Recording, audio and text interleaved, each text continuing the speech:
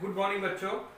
Last class में हम लोग जो डिस्कस किए थे प्रतिरोध का संयोजन, प्रतिरोध को एक दूसरे के साथ जोड़ते कैसे हैं, प्रतिरोध का संयोजन, ये हम लोग लास्ट क्लास में डिस्कस किए थे। हम लोग क्या किए देखे थे, प्रतिरोध को दो प्रकार से हम लोग जोड़ सकते हैं। ये संयोजन दो तरीके का हो सकता है। एक था श्रेणी क्रम और एक था समानांतर क्रम।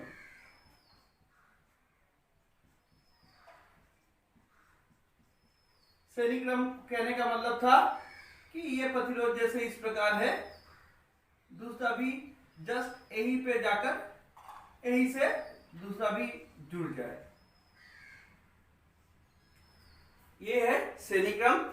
समानांतर क्रम के केस में क्या था, एक ऐसे जाकर इस प्रकार था, दूसरा इस प्रकार आकर इस प्रकार जुड़ा था। तो ये मेरा श्रेणी क्रम था, ये मेरा समानांतर क्रम।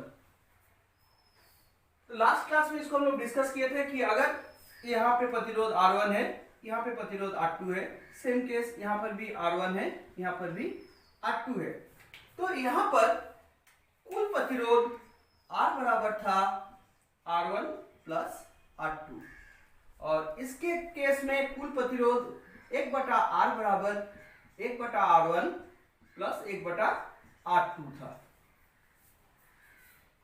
यहाँ पर परिपथ में अगर दो प्रतिरोध इस प्रकार से जुड़ा है तो यहाँ पर ये परिपथ पूरा होगा इस प्रकार से, एक्सेल से जोड़ दिए। यहाँ पर भी एक्सेल से हम लोग जोड़ देते हैं। क्या देखते हैं, मान लो किसी प्रकार से एक सेल का कनेक्शन ब्रेक हो जाता है, मतलब एक प्रतिरोध का कनेक्शन ब्रेक हो जाता है, जैसे ये प्रतिरोध ब्रेक हो गया तो क्या होगा, परिपथ से धारा का प्रवाह बंद हो जाएगा, कारण यहाँ पे सर्किट ब्रेक है।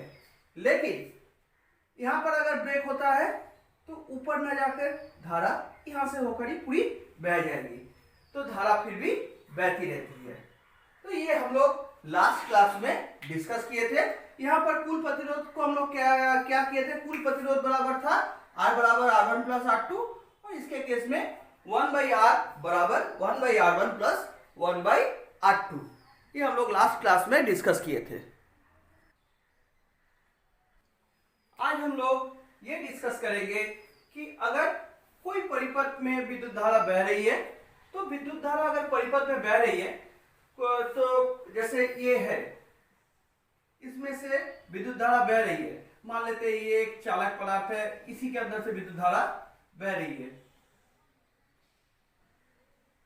तो इसका तो अपना कुछ सेल्फ प्रतिरोध होगा, अपना कुछ इसका रेजिस्टेंस होगा। अगर धारा इसमें से बह रही है तो इसके ऊपर क्या इफेक्ट पड़ेगा, इसी को हम लोग आज डिस्कस करेंगे। हम लोग जानते हैं, जैसे मान लो ये एक पदार्थ है, हम लोग क्या जानते हैं कि ये जो पदार्थ है, ये पदार्थ किससे बना है, पदार्थ किससे मिलकर बनता है, पदार्थ बनता है, हम लोग जैसे पढ़े हैं कि परमाणु अणु से मिलकर बना है, हम लोग जानते हैं ये परमाणुओं से मिलकर बना है। पदार्थ किससे मिलकर बना है, परमाणुओं से मिलकर ये पदार्थ बनता है। परमाणुओं से मिलकर अणु बनेगा, अणु से मिलकर फिर ये पदार्थ बनेगा। तो जो भी चालक जिसमें से होकर ये धारा प्रवाहित होगी, इसमें क्या होगा, यहाँ पर जो भी हमारा चालक है, मान लेते हैं ये मेरा अगर चालक है, तो ये जो है इसके अंदर क्या होगा, परमाणु उपस्थित रहेंगे, इसके अंदर क्या है, ये सब परमाणु उपस्थित है। कारण क्या है, पदार्थ परमाणुओं से मिलकर बना है। तो जो भी चालक हम लोग यूज करेंगे, जिसमें से होकर यहाँ इसमें से होकर क्या बह रही है, धारा बह रही है, जिसमें से होकर अगर धारा बह रही है, मान लो धारा I बह रही है, तो धारा अगर बह रही है तो ये धारा अगर बह रही है तो ये किससे मिलकर बना है, परमाणुओं से मिलकर बना है। इन परमाणुओं के, ये जो परमाणुओं से मिलकर अगर ये बना है परमाणुओं से मिलकर बना है। हम लोग क्या जानते हैं कि परमाणुओं के अंतिम कक्ष में, अब हम लोग आते हैं परमाणुओं के अंतिम कक्ष में क्या रहता है। परमाणुओं के अंतिम कक्ष में जहां पर साझा बनाकर ये अपना पूरा करता है, अष्टक पूरा करता है, परमाणुओं का अंतिम कक्ष अगर हम लोग देखें वहां पर हमको कुछ मुक्त इलेक्ट्रॉन मिल जाएंगे जो कि वहां उसको छोड़कर इधर उधर जा सकता है। कुछ मुक्त इलेक्ट्रॉन हमको वहां पर मिल जाएंगे। परमाणुओं के अंतिम कक्ष में हमको क्या मिलेगा, कुछ मुक्त इलेक्ट्रॉन होगा। तो अब क्या है, जब इसमें से होकर धारा का प्रवाह होता है, तो जब पदार्थ से धारा का प्रवाह होता है, पदार्थ से धारा का प्रवाह होगा, इसका मतलब वहां पर प्रवाह होगा किसका, धारा का प्रवाह हो रहा है। अब पदार्थ से होकर अगर धारा का प्रवाह हो रहा है तो वहां पर तो चालक में मुक्त इलेक्ट्रॉन जो है एक्चुअल प्रवाह उसका होता है। तो यहां पर क्या होगा, मुक्त इलेक्ट्रॉन का प्रवाह होने लगेगा।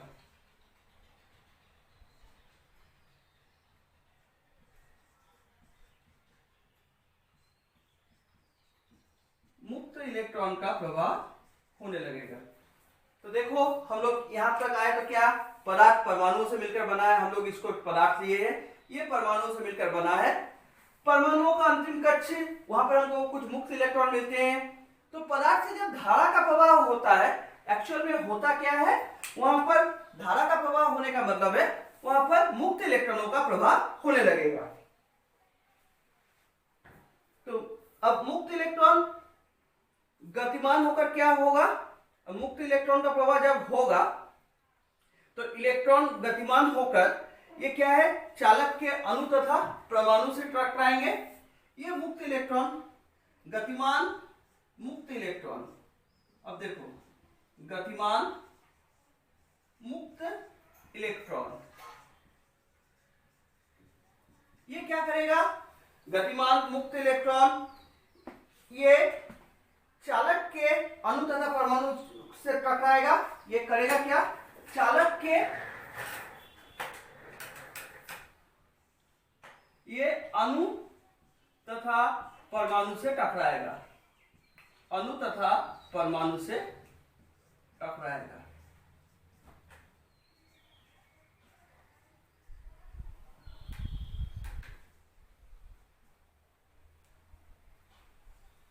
किसके, यहां पर ये चालक के, जिसके अंदर से ये जा रहा है। पदार्थ परमाणु से मिलकर बना है, परमाणु के अंतिम कक्ष में मुक्त इलेक्ट्रॉन रहता है। पदार्थ से जब धारा का प्रवाह होगा उस समय एक्चुअल में होगा क्या, मुक्त इलेक्ट्रॉन का प्रवाह होगा। अब मुक्त इलेक्ट्रॉन का प्रवाह हो रहा है मतलब क्या है, ये मुक्त इलेक्ट्रॉन गतिमान अवस्था में आ रहा है। ये जो मुक्त इलेक्ट्रॉन था ये गतिमान अवस्था में आया। मुक्त इलेक्ट्रॉन जब गतिमान अवस्था में आया तो ये गतिमान अवस्था में आकर क्या किया, चालक के अणु तथा परमाणुओं से टकराएगा। अब टक्कर के फलस्वरूप क्या होगा, इलेक्ट्रॉन इस टक्कर के फलस्वरूप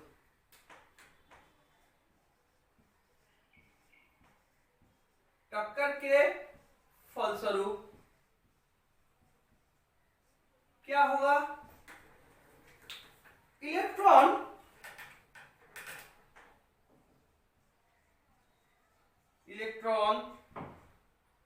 अपनी मैक्सिमम ऊर्जा, अधिकांश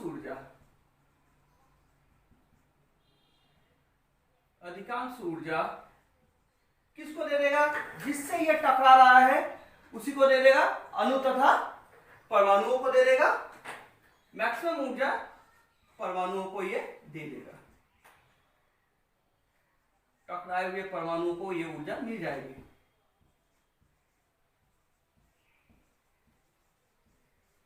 हम लोग क्या देख रहे हैं, पदार्थ परमाणु से मिलकर बना है, परमाणुओं के अंतिम कक्ष में मुक्त इलेक्ट्रॉन रहता है।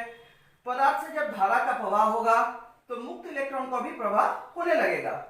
यह गतिमान मुक्त इलेक्ट्रॉन क्या है, चालक के अणु तथा परमाणु से टकराएगा और इसी टक्कर के फलस्वरूप इलेक्ट्रॉन अपनी गतिज ऊर्जा का अधिकांश भाग क्या करेगा, परमाणुओं को दे देगा, जिससे क्या होगा, परमाणुओं की गतिज ऊर्जा बढ़ेगी।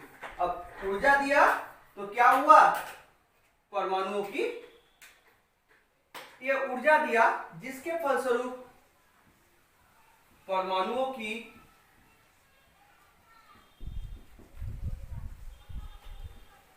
गतिज ऊर्जा, परमाणुओं की गतिज ऊर्जा बढ़ेगी।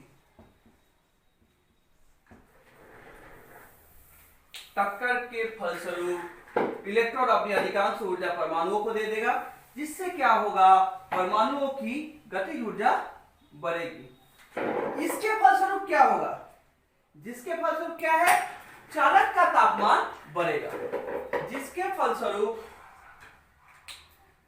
यहां पर मेन हमारा आया कि इसके फलस्वरूप क्या हुआ, चालक का तापमान बढ़ गया।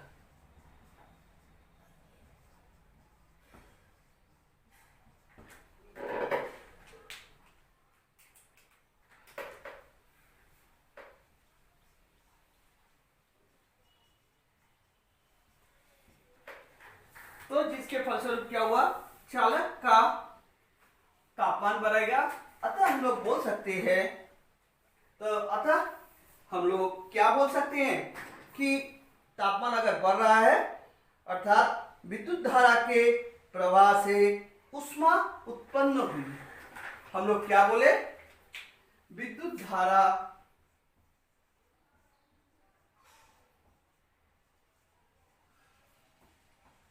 के प्रवाह से ऊष्मा उत्पन्न हुई। तो हम लोगों का यही टॉपिक है, विद्युत धारा के का ऊष्मीय प्रभाव, विद्युत धारा के प्रभाव से उत्पन्न हुई। यही हमारा टॉपिक है।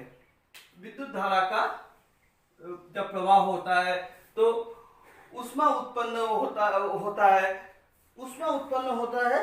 तो इसी को हम लोग क्या बोलते हैं, विद्युत धारा के प्रवाह से पदार्थ के तापमान को जो बढ़ने की क्रिया है।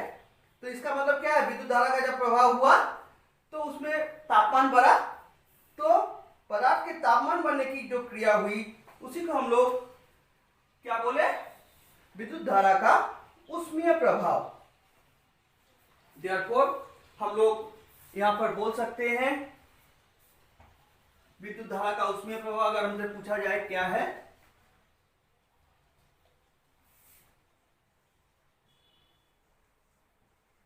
विद्युत धारा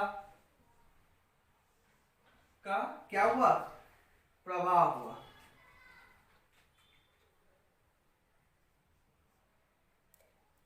विद्युत धारा का प्रवाह हुआ, जिसके फलस्वरूप पदार्थ का तापमान बढ़ा। इसके फलस्वरूप क्या, विद्युत धारा के प्रवाह के फलस्वरूप पदार्थ का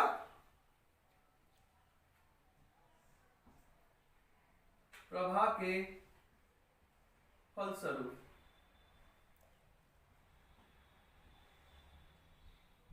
क्या हुआ, पदार्थ का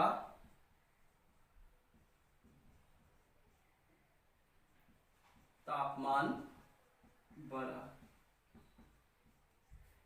इसी को ये जो तापमान बढ़ने की क्रिया है, इस क्रिया को विद्युत धारा का ऊष्मीय प्रभाव बोलेंगे। ये जो क्रिया हुई, इस क्रिया को हम लोग क्या बोलेंगे, विद्युत धारा का ऊष्मीय प्रभाव।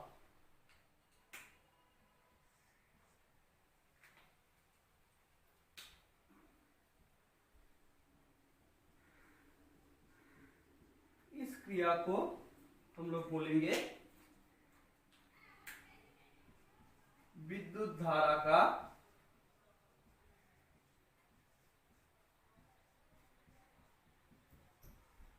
ऊष्मीय प्रभाव। विद्युत धारा का ऊष्मीय प्रभाव। हम लोग क्या देखे, ये एक कोई पदार्थ लिए थे, पदार्थ से हम लोग क्या किए थे, धारा पदार्थ से हम लोग धारा का प्रवाह किए थे। धारा के प्रवाह के फलस्वरूप पदार्थ का तापमान बढ़ा था। ये जो तापमान बढ़ने की क्रिया है, इसी को हम लोग क्या बोले थे, विद्युत धारा का ऊष्मीय प्रभाव। एक बार शुरुआत से देखें, पदार्थ क्या है, परमाणुओं से मिलकर बना है। प्रत्येक परमाणु के अंतिम कक्षा में कुछ मुक्त इलेक्ट्रॉन रहते हैं। तो पदार्थ से जब धारा का प्रवाह होगा तो मुक्त इलेक्ट्रॉनों का प्रवाह भी शुरू होगा। यह गतिमान मुक्त इलेक्ट्रॉन क्या करेगा, चालक के दूसरे जो अणु परमाणु है उससे जाकर टकराएगा। इस टक्कर के फलस्वरूप क्या होगा, इलेक्ट्रॉन अपनी ऊर्जा क्या करेगा, उस परमाणुओं को दे देगा। अब परमाणु ऊर्जा लेकर क्या हुआ, परमाणुओं की गतिज ऊर्जा बढ़ेगी, जिसके फलस्वरूप क्या होगा, चालक पदार्थ इसका क्या होगा, तापमान बढ़ा। तो हम लोग क्या देखे कि विद्युत धारा के प्रवाह से ऊष्मा उत्पन्न हुआ। तापमान बढ़ रहा है मतलब क्या, वहां पर ऊष्मा उत्पन्न हो रही है। इसका मतलब क्या है, विद्युत धारा के प्रवाह से ऊष्मा उत्पन्न हुई। तो विद्युत धारा के प्रभाव के फलस्वरूप पदार्थ के तापमान बढ़ने की क्रिया को हम लोग क्या बोले, विद्युत धारा का ऊष्मीय प्रभाव। यही हमारा आज का टॉपिक है, विद्युत धारा का ऊष्मीय प्रभाव।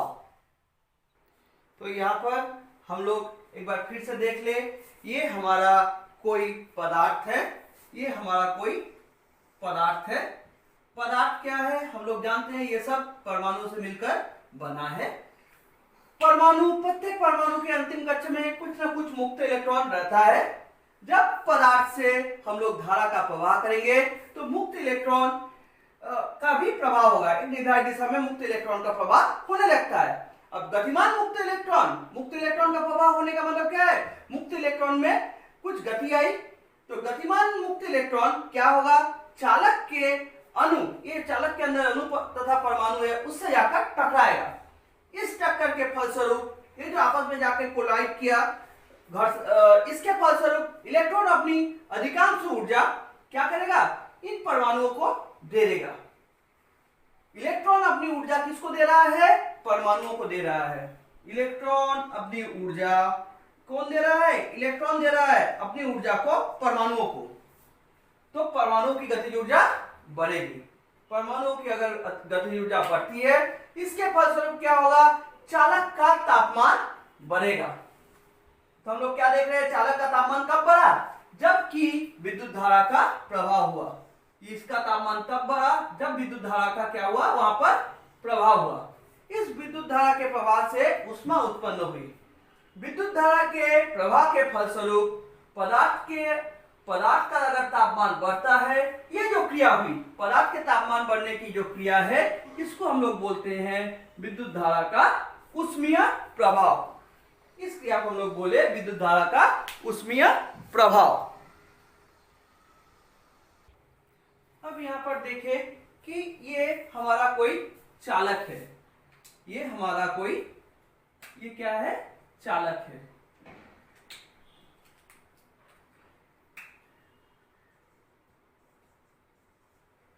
चालक,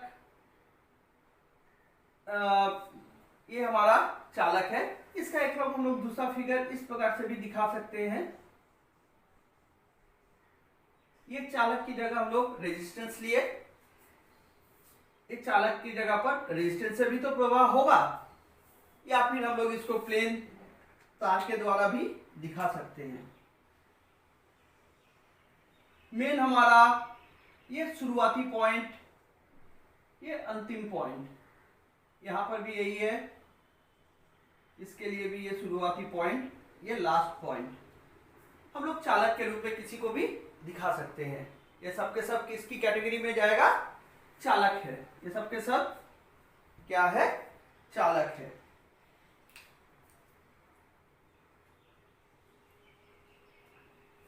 इस चालक के अंदर हम लोग कुछ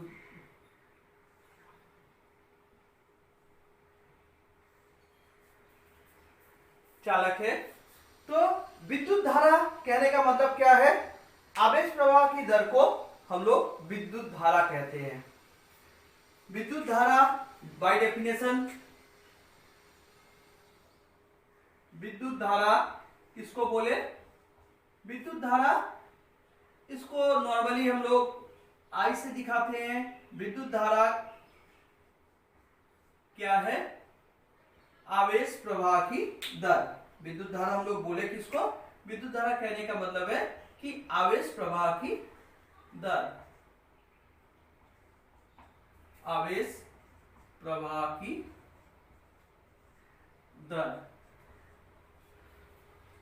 मतलब प्रति सेकेंड जितना विद्युत धारा पास करेगा उसको हम लोग मान लेंगे विद्युत धारा। प्रति सेकेंड जितना आवेश पास किया, तो मान लेते हैं, माना यहां पर Q आवेश,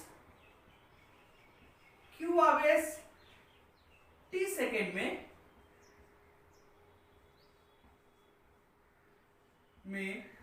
चालक से होकर गुजरता है,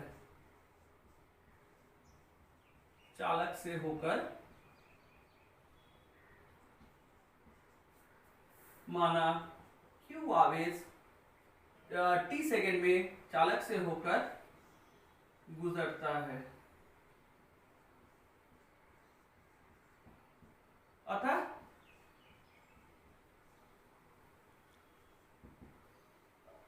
विद्युत धारा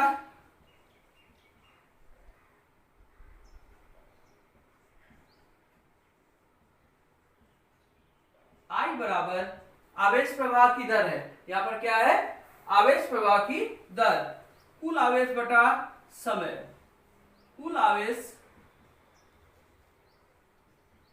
बटा, कुल आवेश कितना है? Q बटा समय T, कुल आवेश बटा समय।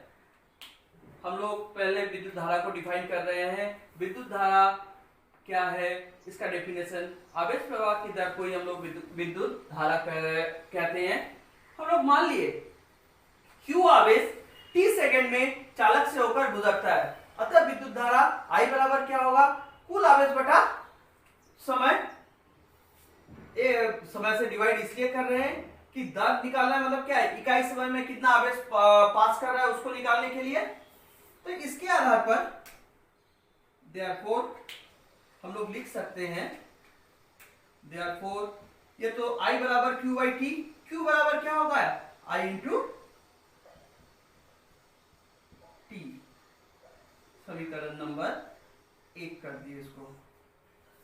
तो पहले हम लोग विद्युत धारा को डिफाइन कर लिए। विद्युत धारा क्या है? आवेश प्रवाह की दर, प्रति सेकेंड कितना आवेश पास करेगा उसी को हम लोग विद्युत धारा बोल रहे हैं। माना Q आवेश t सेकेंड में चालक से होकर गुजरता है, अतः विद्युत धारा I बराबर कुल आवेश Q बटा समय t, देयरफॉर Q बराबर IT, Q बराबर IT।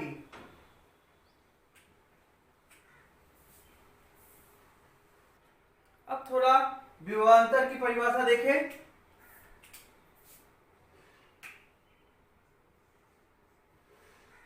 विभवांतर की परिभाषा, विभवांतर को हम लोग V से दिखाते हैं। इसकी परिभाषा के अनुसार कि इकाई आवेश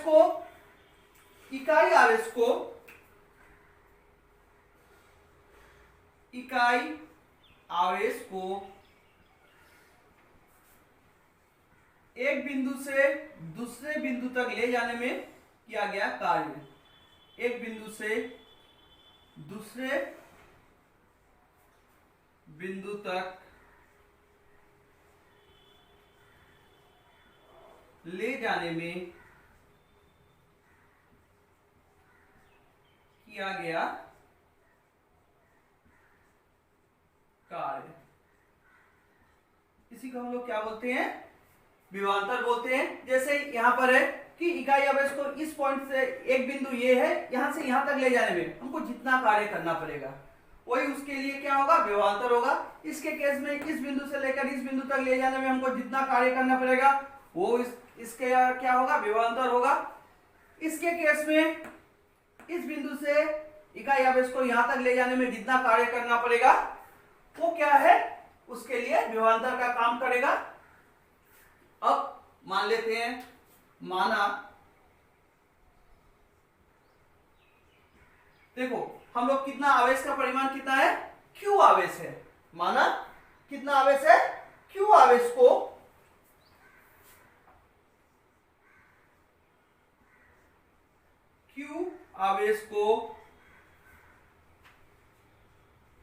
एक बिंदु से दूसरे बिंदु तक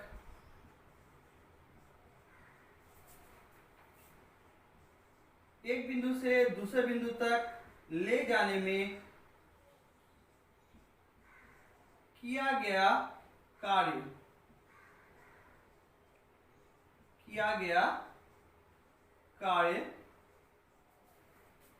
कितना है, कार्य बराबर W। किस आवेश को कितने आवेश को ले जा रहे हैं, Q आवेश को एक बिंदु से दूसरे बिंदु तक ले जाने में किया गया कार्य हमारा W है। तो Q आवेश को ले जाने में किया गया कार्य W है, इकाई आवेश को ले जाने में किया गया कार्य कितना होगा, ये हमको निकालना पड़ेगा। अतः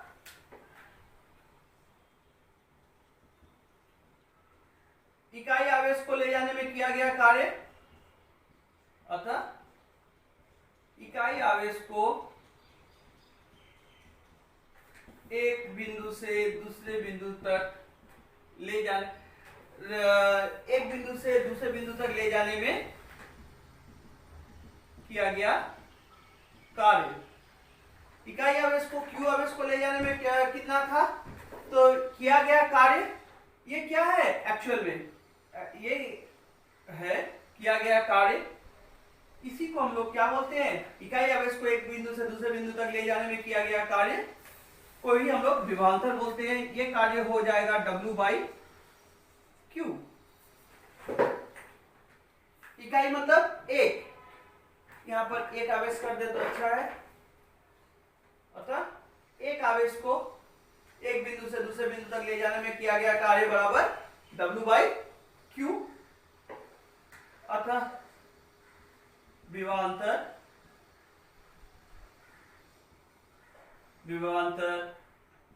V बराबर क्या हो जाएगा, W/Q। V बराबर W/Q। हम लोग इसको लिख सकते हैं, therefore W बराबर V इंटू Q। W बराबर V इंटू Q। देखो हम लोग दो परिभाषा लिए, एक परिभाषा क्या है, विद्युत धारा की। विद्युत धारा क्या है, आवेश प्रवाह की दर, चालक से होकर आवेश प्रवाह की दर, ये तीनों हम लोग चालक लिए हैं।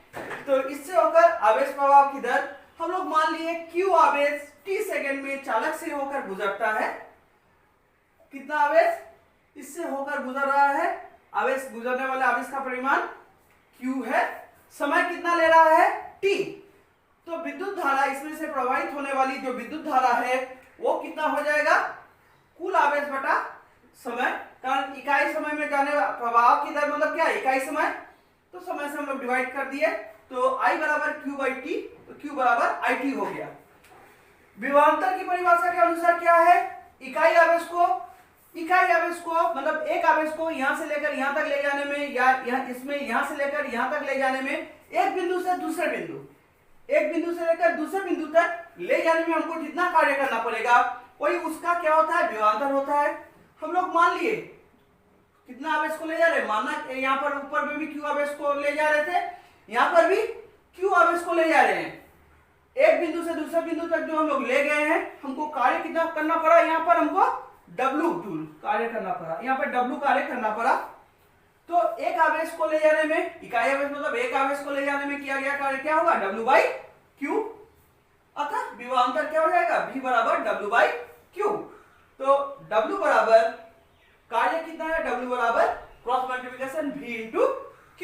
ये मेरा हो गया समीकरण नंबर 2। यहां पर हम लोग जानते हैं ओम के नियम से, किसके नियम, ओम के नियम से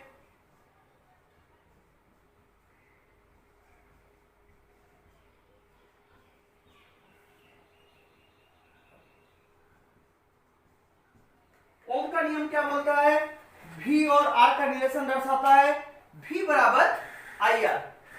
ओम का नियम क्या बोलता है? V बराबर IR। I क्या है? प्रवाहित धारा। R क्या है? चालक का प्रतिरोध। I प्रवाहित धारा और R क्या है? चालक का प्रतिरोध। इस चालक का जो भी प्रतिरोध होगा, ये तीनों चालक का, तीनों हम लोग किसी भी प्रकार से दिखा सकते हैं। किसी एक को दिखाने से ही काम चलेगा। तो हम लोग बोल सकते हैं V बराबर IR। समीकरण 1, 2 और 3 से क्या करें? समीकरण 2 में 1 और 3 से Q और V का मान बैठा देते हैं। तो समीकरण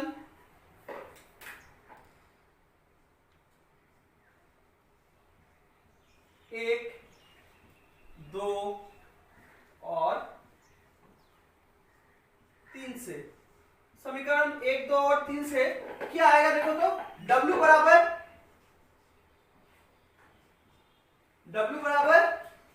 V की जगह IR,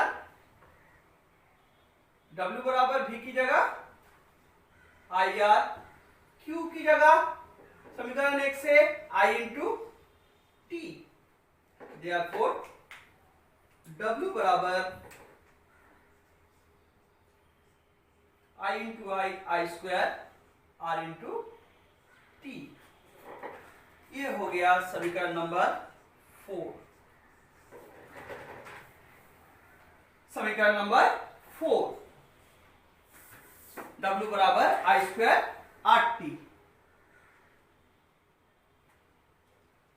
तो एक बात यहां पर है कि किसी चालक में प्रवाहित विद्युत धारा द्वारा जो उत्सर्जित उष्मा रहेगी, मतलब जो उष्मा उसमें से निकलेगी, वो क्या है? चालक के विरुद्ध किए गए कार्य के समानुपाती होता है। यहां पर क्या होना चाहिए?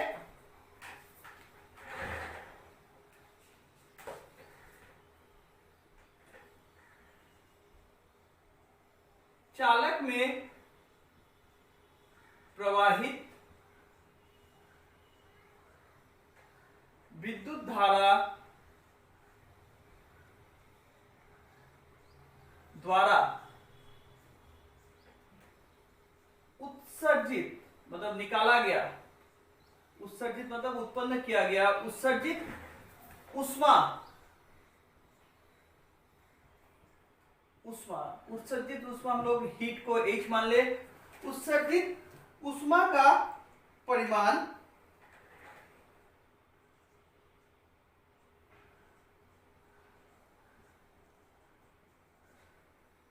चूंकि चालक में प्रवाहित विद्युत धारा द्वारा उत्सर्जित उष्मा H का परिमाण उसके द्वारा क्या है? चालक के विरुद्ध किए गए कुल कार्य के समानुपाती होता है।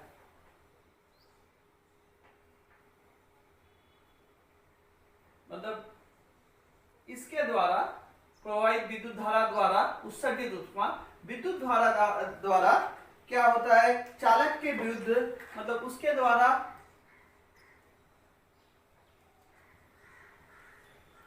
चालक के विरुद्ध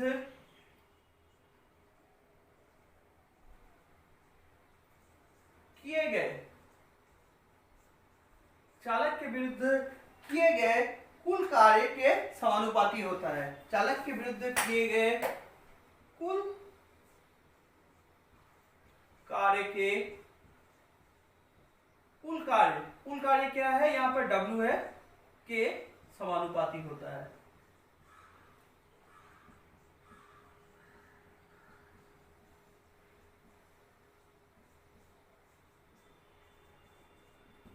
समानुपाती होता है। अतः हम लोग क्या लिख सकते हैं? यहां पर हम लोग लिख सकते हैं W प्रोपोर्शनल H, या फिर W बराबर J इंटू H, W बराबर J इंटू H। यहां पर J क्या है? इसको जूल स्थिरांक बोलते हैं। इसको क्या बोलते हैं? जूल स्थिरांक। Therefore यहां पर H बराबर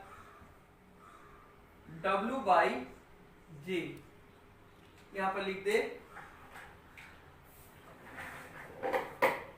यहां पर जहां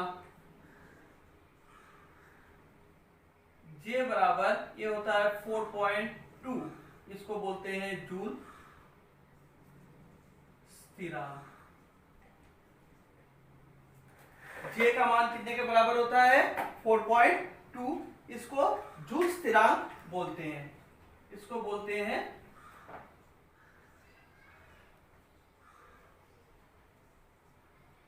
जूल स्थिरांक। तो H बराबर W/J, तो W का मान तो यहां पर होगा, रखे 1/4.2 multiply I² RT, I² RT कहां से आया? समीकरण 4 से ये आया। I² RT जो हम लोग रखे हैं, ये W का मान रख रहे हैं कहां से? समीकरण 4 से। Therefore H बराबर 0.24 I² RT। H बराबर 1/4.2 को अगर सॉल्व करेंगे 0.24 I² RT। ये फॉर्मूला, ये जो फॉर्मूला है, ये फॉर्मूला जूल ने दिया था, ये फॉर्मूला जूल ने दिया था। H बराबर 0.24 I² RT। इसको एक बार फिर से देखें क्या है। विद्युत धारा, हम लोग पहले विद्युत धारा का डेफिनेशन देखें। विद्युत धारा क्या है? आवेश प्रवाह की दर थी। विद्युत धारा क्या है? आवेश प्रवाह की दर थी। किसी चालक से होकर आवेश, Q आवेश बह रही है। कितना आवेश बह रहा है? Q आवेश। आवेश यहां पर कितना है? आवेश जो बह रहा है वो है Q। समय लग रहा है 30 सेकंड समय के लिए ये बह रहा है। तो जो प्रवाहित होने वाली धारा होगी वो क्या है? I बराबर इकाई समय में जितना आवेश पास करेगा, I बराबर Q/T निकाल दिए। और हम लोग यहाँ पर दूसरा जब विभवांतर देखे तो क्या है? इकाई आवेश को, एक आवेश को एक सिरे से दूसरे सिरे तक ले जाने में हम लोगों को जितना कार्य करना पड़ा, मान लेते हैं इकाई आवेश को ले जाने में किया गया कार्य, मतलब हमारा है किया गया कार्य W है कितना? इतना आवेश को, Q आवेश को एक बिंदु से दूसरे बिंदु तक ले जाने में जो हमारा किया गया कार्य है, दूसरे बिंदु तक ले जाने में जो हमारा किया गया कार्य है वो है W। तो यहां पर एक आवेश को ले जाने में किया गया कार्य क्या होगा? W/Q। Therefore V बराबर W/Q। क्रॉस मल्टीप्लिकेशन में W बराबर V इंटू Q। अब हम लोग मान लेते हैं इसी चालक का प्रतिरोध, इसका कुछ अपना प्रतिरोध होता है, इसका प्रतिरोध कितना है? चालक का प्रतिरोध R है। तो ओम के नियम के आधार पर V बराबर IR, V बराबर IR जब धारा और I क्या है? प्रवाहित होने वाली धारा है। तो इसमें मान बैठा है W बराबर IR इंटू IT, W बराबर I² RT। हम लोगों को क्या पता है? हम लोग जानते हैं कि जितना धारा प्रवाहित होती है उत्सर्जित ऊष्मा का परिमाण उसके द्वारा क्या है? चालक के विरुद्ध किए गए कुल कार्य के समानुपाती होता है। चालक के विरुद्ध किए गए कुल कार्य के समानुपाती होता है। तो विद्युत धारा द्वारा उत्सर्जित ऊष्मा का जो परिमाण होगा, जब विद्युत धारा बह रही है इसके द्वारा विद्युत धारा द्वारा उत्सर्जित ऊष्मा का जो परिमाण होगा वो इस विद्युत धारा द्वारा चालक के विरुद्ध किए गए कुल कार्य के समानुपाती होता है। Therefore W proportional H। जब प्रोपोर्शनलिटी हटती है तो एक कांस्टेंट आता है जिसको हम लोग J बोलते हैं। इस J का मान 4.2 होता है जिसको कि हम लोग जूल स्थिरांक बोलते हैं, जिसको कि हम लोग क्या बोलते हैं? जूल स्थिरांक। कारण इसको जूल ने निकाला था। H बराबर क्या हो जाएगा? W/J। तो अब J का मान 4.2 रख दिए तो ये 0.24 I स्क्वायर RT, H बराबर 0.24 I स्क्वायर RT।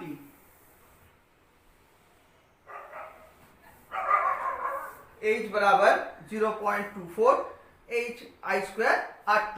मेरा फॉर्मूला क्या आया लास्ट में, H बराबर 0.24 I स्क्वायर RT। इसका मतलब है जूल के नियम के आधार पर H पहला बोलता है H प्रोपोर्शनल I स्क्वायर, मतलब जो उत्पन्न होने वाली ऊष्मा का परिमाण है प्रवाहित होने वाली धारा के वर्ग के समानुपाती होगा। तो जूल का पहला नियम यह बोलता है कि जब धारा हम लोग प्रवाहित करते हैं, I धारा प्रवाहित करते हैं, तो उसमें उत्पन्न जो ऊष्मा होगी उसका परिमाण प्रवाहित होने वाली धारा के वर्ग के समानुपाती होगा। दूसरा यहां पर बोलता है H प्रोपोर्शनल R, मतलब इसका चालक का प्रतिरोध जितना ज्यादा होगा, चालक का प्रतिरोध जितना ज्यादा होगा ऊष्मा का परिमाण भी उतना ज्यादा होगा। मतलब धारा यहां पर, अच्छा I स्क्वायर जब हम लोग देख रहे हैं इसका मतलब यहां पर चालक का प्रतिरोध और प्रवाहित होने वाली धारा का समय, ये R और T स्थिर है। यहां पर R और T को क्या होना चाहिए, स्थिर है। जब H के साथ R को देख रहे हैं मतलब प्रवाहित होने वाली धारा का मान और समय, ये यहां पर स्थिर होना चाहिए। तो जूल का नियम H proportional I square, H proportional I square मतलब क्या है, जब किसी चालक से धारा प्रवाहित हो रही है एक निर्दिष्ट समय के लिए और मतलब T यहाँ पे स्थिर है और चालक का प्रतिरोध भी सेम है, उस समय धारा का परिमाण जितना ज्यादा होगा उत्पन्न होने वाली ऊष्मा का परिमाण भी उतना ज्यादा होगा। तो उत्पन्न होने वाली ऊष्मा का परिमाण प्रवाहित होने वाली धारा के वर्ग के समानुपाती होगा।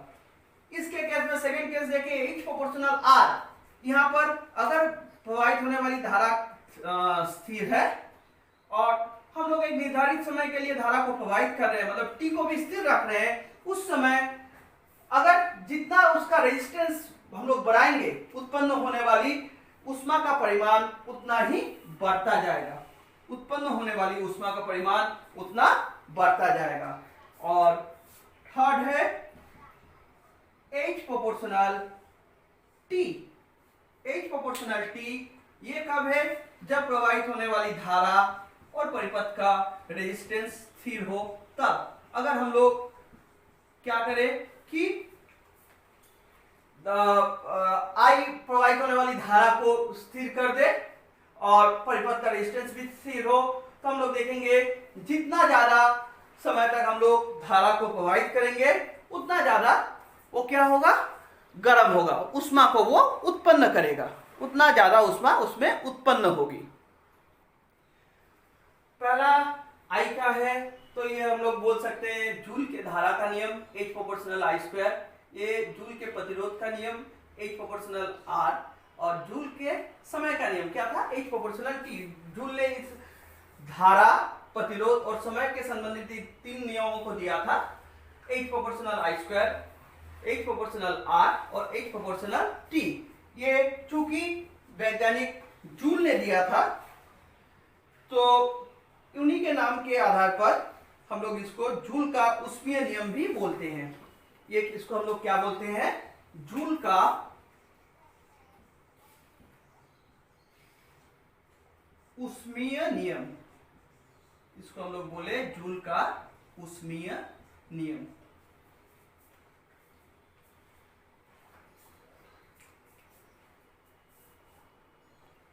अब आते हैं विद्युत धारा का जो ऊष्मीय प्रवाह होता है, यानी विद्युत धारा प्रवाहित करने से जो ऊष्मा उत्पन्न होती है, इसका हम लोग कुछ घरेलू उपयोग हम लोग देखें कि घर में हम लोग इसका इस्तेमाल कहाँ कहाँ करते हैं। तुम लोग जानते हो, एक तो होता है विद्युत हीटर,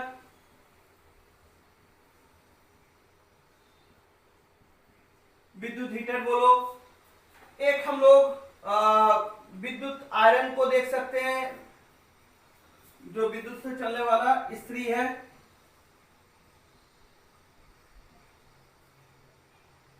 विद्युत आयरन, विद्युत से चलने वाला इस्त्री। और विद्युत बल्ब,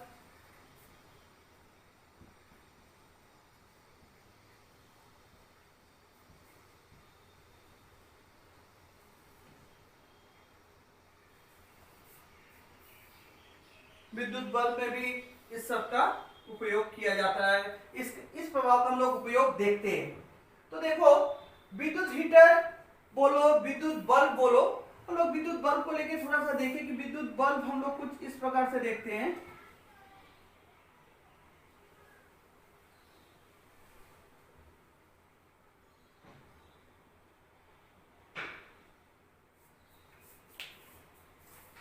यहां से दो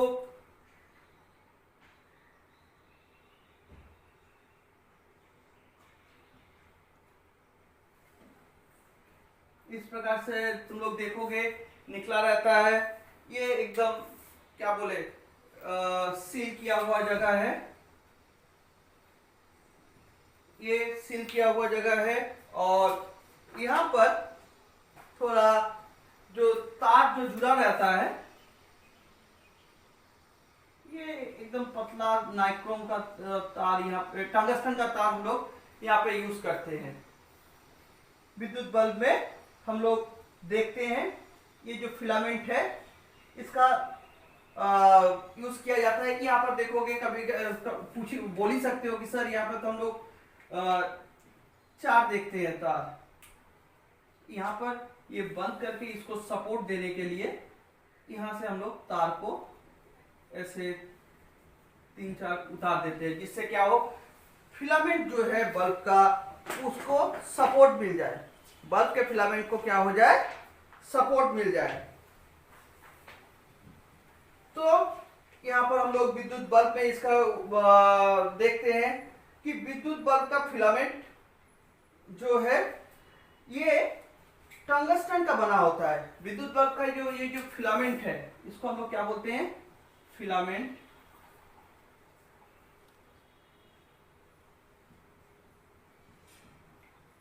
ये जो फिलामेंट है ये टंगस्टन का बना रहता है।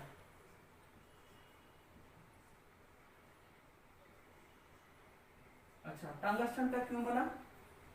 कारण टंगस्टन का मेल्टिंग पॉइंट यानी गलनांक इसका बहुत हाई होता है। इसका गलनांक टंगस्टन का बनाने के पीछे कारण यही है कि इसका गलनांक होता है 3830 डिग्री सेंटीग्रेड, बहुत हाई। 3830 डिग्री सेंटीग्रेड अगर इसका गलनांक है, मतलब समझ रहे हो कि ये कितना डिग्री पर जाकर ये मतलब गलेगा। तो हाई मेल्टिंग पॉइंट का हम लोग फिलामेंट यूज करते हैं। हाई मेल्टिंग पॉइंट का फिलामेंट इसमें यूज किया जाता है।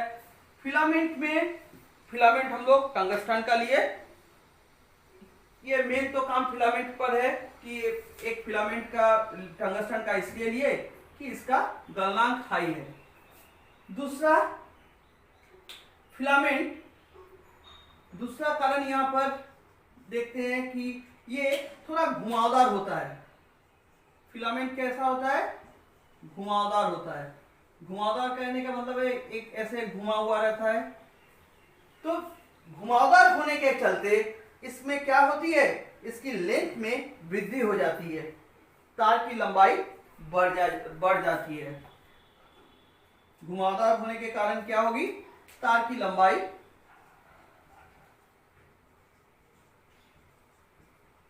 लंबाई ये बढ़ जाएगी। अगर ये बढ़ेगी,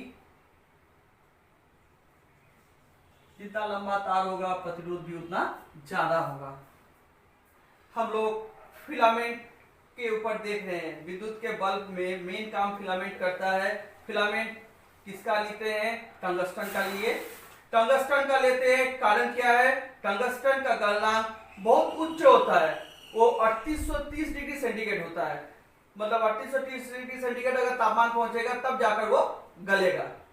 ये और क्या है, ये थोड़ा सा घुमावदार लेते हैं। घुमावदार होने के कारण तार की लंबाई बढ़ेगी, तार की लंबाई बढ़ेगी तो यहाँ पर प्रतिरोध भी बढ़ेगी। तार की लंबाई के साथ क्या बढ़ जाती है, इसकी प्रतिरोधकता भी बढ़ जाती है। बढ़ती क्या है, इसकी प्रतिरोधकता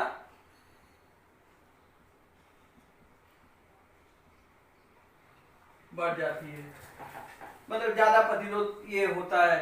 तीसरा पॉइंट यहाँ पर ये है कि तार बहुत पतला लेते हैं।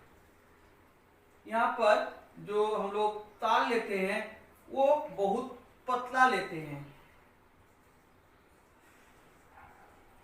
बहुत पतला, मतलब एकदम महीन बोल सकते हो। बहुत पतला लेने के पीछे कारण क्या है कि इसके इसके अनुप्रस्थ काट का क्षेत्रफल बहुत कम हो जाता है।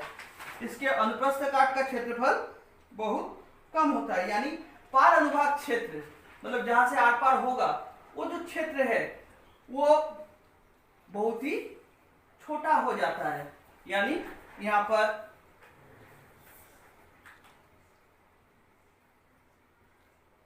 बोल सकते हो बहुत पतला इसलिए लेते हैं जिससे अनुप्रस्थ काट का क्षेत्रफल ये कम हो जाए, ये क्या हो जाए, कम हो जाए, जिसके चलते प्रतिरोधकता और बढ़ जाए। तो जितना ज्यादा प्रतिरोध होगा उतना ज्यादा बल्ब क्या होगा, उतना ज्यादा फिलामेंट गर्म होगा, उतना ज्यादा फिलामेंट, जितना ज्यादा फिलामेंट गर्म होगा उतना ज्यादा उष्मा बोलो उष्मा निकलेगी उसमें से। तुम लोग देखोगे कि जब 200 वाट का हम लोग जलाते हैं वहां पर जो फिलामेंट है, फिलामेंट देखोगे 100 वाट की तुलना में थोड़ा ज्यादा बड़ा होता है। हाँ, तो 100 वाट की तुलना में थोड़ा ज्यादा होगा तो ज्यादा लंबा हो गया तो उसकी प्रतिरोधकता बढ़ गई, उसकी प्रतिरोधकता बढ़ गई। तो प्रतिरोधकता बढ़ेगी तो क्या होगा, ऊष्मीय प्रभाव भी वो ज्यादा हो जाएगा।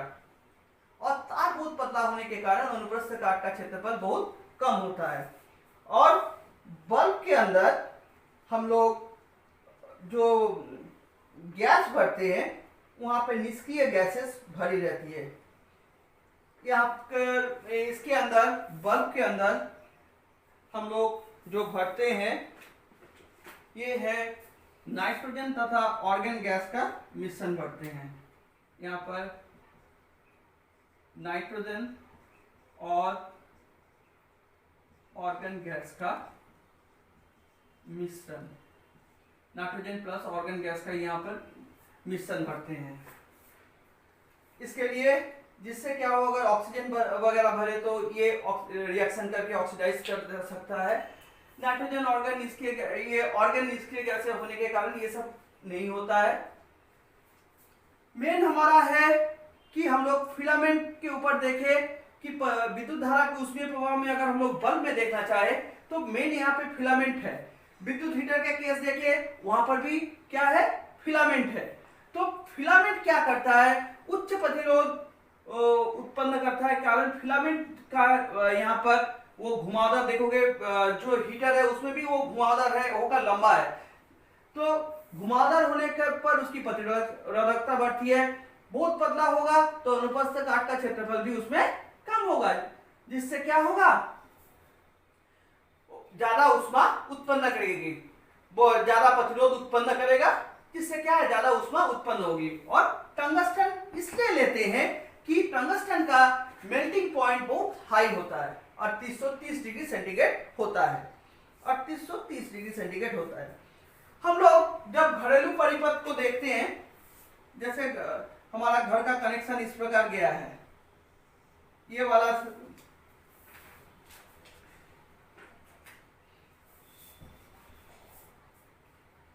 एक पॉजिटिव जाता है घर के अंदर और एक नेगेटिव जाता है। हम लोग अक्सर पॉजिटिव की जगह पर यहां पर एक ठो फ्यूज लगा देते हैं। यहां पर एक तो क्या करते हैं, फ्यूज लगा देते हैं। यहां पर एक तो फ्यूज लगा दिए। फ्यूज इसके साथ श्रेणी क्रम में जुड़ा है। देखो जो प्लस के साथ हम लोग श्रेणी क्रम में जोड़ दिए।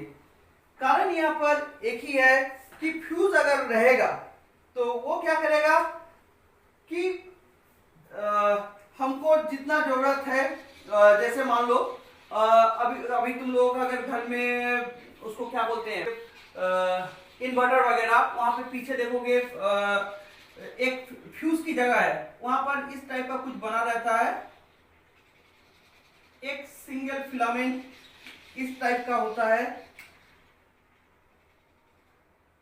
यहां पर लिखा रहता है ये 5 एम्पियर,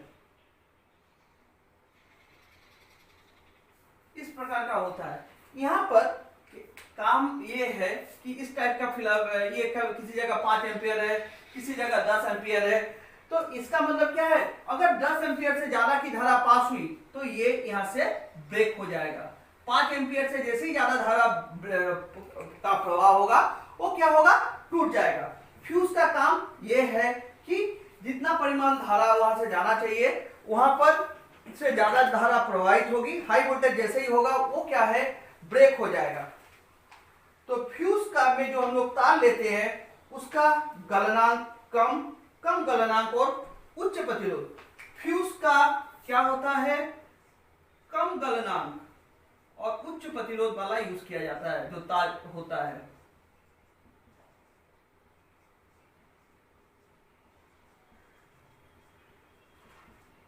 और गलनांक कम है मतलब गलनांक निम्न गलनांक के कारण ये क्या हो जाएगा, ये टूट जाता है।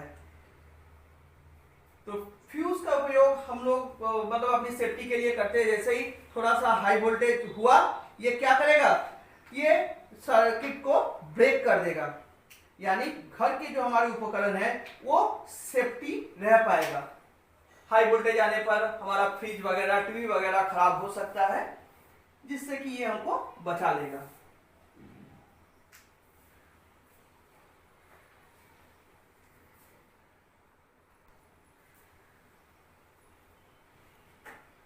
थैंक यू बच्चों, आज के लिए इतना ही।